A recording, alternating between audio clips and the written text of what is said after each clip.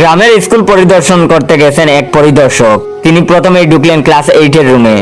স্কুলের পড়াশোনার মান কেমন তা যাচাই করার জন্য সামনের বেঞ্চের এক ছাত্রীকে কিছু প্রশ্ন করলেন। পরিদর্শক বললেন, বাংলাদেশের রাজধানীর নাম কি? তখন ছাত্রীটি বলল, সিলেট। তখন পরিদর্শক বললেন, রাজধানীর নাম জানো না? তুমি ক্লাস 8 এ উঠেছো কিভাবে? আমি তোমার নাম কেটে দেব। তখন ছাত্রী বলল, আমার তো স্কুলের খাতায় নামই নাই, আপনি কাটবেন কেমনে? তখন পরিদর্শক বলল, নাম নেই মানে? তখন ছাত্রীটি বলল, আমি স্কুলের মাঠে গরু নিয়ে আইছিলাম, স্যারে কইল তোরে 10 টাকা দিমু, তুই ক্লাসে আইসা বইসা থাক। তখন পরিদর্শক শিক্ষককে বললেন, সি মাস্টার সাহেব, আপনার লজ্জা করে না? শিক্ষা নিয়ে ব্যবসা করেছেন, আমি আপনাকে বরখাস্ত করব।